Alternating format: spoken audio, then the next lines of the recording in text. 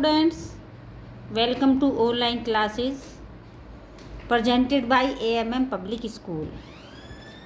I am your Hindi teacher Mrs Vidya Sharma. आज मैं आपको भाषा गौरव हिंदी का चैप्टर 1 रीड कराऊंगी। सो ध्यानपूर्वक सुनिए।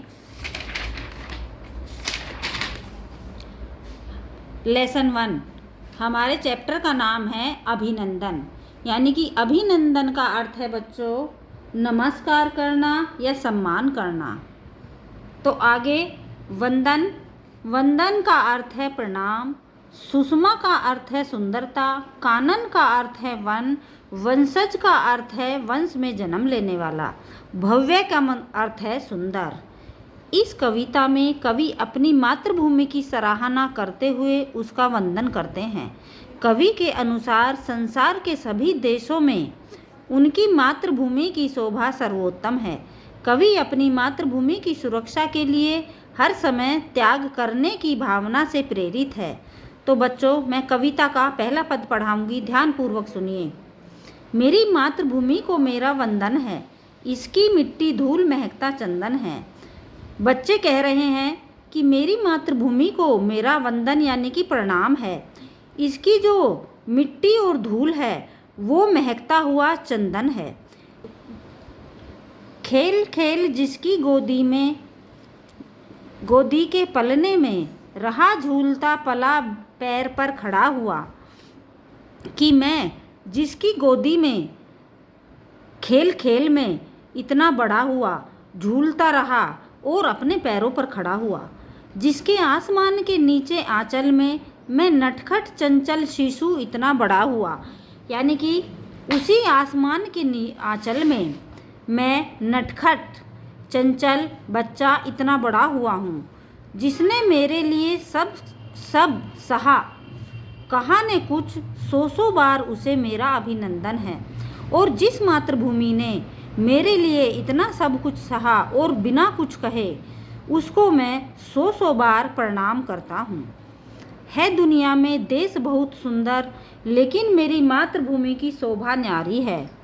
बच्चे कहते हैं कि मेरी दुनिया में देश तो बहुत सुंदर सुंदर हैं, लेकिन सबसे सुंदर मेरा देश है और इसकी शोभा सबसे न्यारी है। स्वर्गलोक की सुषमा सुंदरता गरिमा एक एक कर इसके सम्मुख हारी है। यानी कि स्वर्गलोक की सुषमा सुंदरता भी इसकी गरिमा और एक एक करके इसके सम्मुख हारी है। यानी कि इसके सम्मुख स्वर्गलोक की सुंदरता भी मतलब कम है। हम सबकी आशाओं अभिलाषाओं का कल्प वृक्ष यह नंदन कानन है। हम सभी देशवासी के आशा अभिलाषा का कल्प वृक्ष यह नंदन कानन है, यानी कि वन है। जब तक हूँ मैं जीवित इस धरती पर, किसी तरह की आँच न इस पर आने दूंगा। बच्चे कह रहे हैं कि जब तक मैं इस धरती पर जीवित हूँ, इस मातृभूमि पर जब तक मेरे प्राण हैं, मैं इस अपनी मातृभूमि पर किसी भी प्रकार की आँच नहीं आने दूंगा। बालक हूँ मैं, वीर भरत का वंशज हूँ। मैं बालक सिंहों के मुंह फाड़ दांत दिखला दूंगा। मैं बालक हूँ और वीर भरत का वंशज हूँ।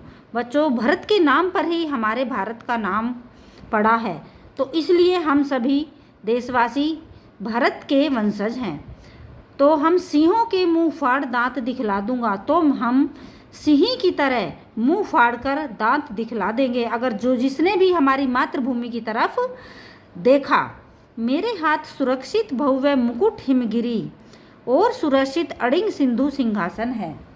अगर मेरे हाथ सुरक्षित हैं और भव्य मुकुट हिमगिरी यानी कि जो इतना सुंदर सुशोभित पर्वत है और वह सिंहासन की तरह विराजमान है, हमारी मातृभूमि पर सिंहासन की तरह विराजमान है और वह हमारे शत्रुओं से रक्षा करता है, हमेशा हमारी शत्रुओं से रक्षा करता है।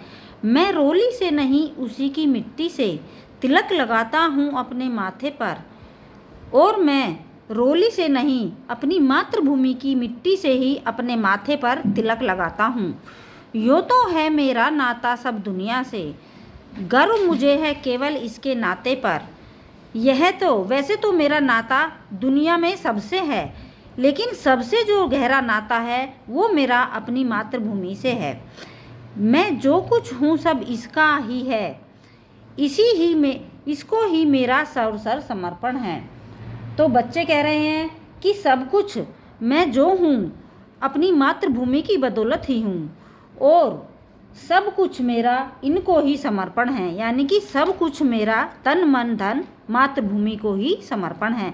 बच्चों, यह कविता द्वारिका प्रसाद माहेश्वरी द्वारा लिखित है। और अब मैं आपको इस चैप्टर के शब्दार्थ होमवर्क में भेज रही हूँ, इसे आप फेयर कॉपी में करना। Okay, thank you. तो मिलते हैं नेक्स्ट वीडियो के साथ।